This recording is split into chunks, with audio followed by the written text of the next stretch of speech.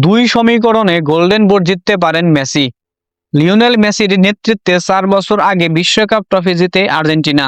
এবারও তারও নেতৃত্বে শিরোপা দুয়ারে দলটি।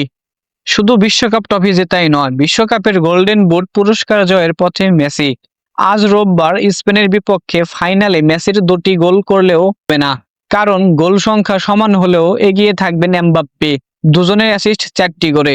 সেক্ষেত্রে বিবেচনায় আসবে মাঠের খেলা মিনিট, যেখানে সুবিধাজনক অবস্থানে থাকা কথা এমবাপ্পের। ফরাসি তারকা খেলেছেন 769 মিনিট, অন্যদিকে মেসি খেলেছেন 720 মিনিট। ফাইনালে 58 মিনিট মাঠে থাকলেও মেসির মাঠে কাটানোর সময় বেশি হয়ে যাবে। গোল্ডেন বুটে বিবেচনায় নেওয়া হবে কে কম মিনিট খেলেছেন।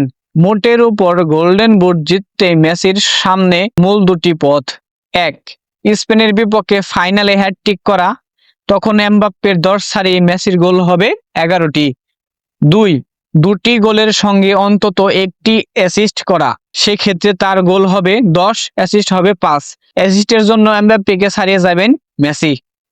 এর মধ্যে সোজা পথ হয়তো হ্যাটট্রিকই, যদিও বিশ্বকাপ ফাইনালে এখন পর্যন্ত হ্যাটট্রিক হয়েছে মাত্র 2টি। 1966 সালের ইংল্যান্ডের জিওফ হাস্ট এবং 2022 সালের ফ্রান্সের কিলিয়ান এমবাপ্পে। এবারের আসরে ক্যারিয়ারের প্রথম বিশ্বকাপ হ্যাটট্রিক পেয়েছেন মেসি। টুর্নামেন্টের প্রথম ম্যাচে আলজেরিয়ার বিপক্ষে তিনি করেছিলেন আর্জেন্টিনার অধিনায়ক। সেদিন প্রতিপক্ষ ছিল আলজেরিয়ার আজ ইউরোপের সেরা দল স্পেন।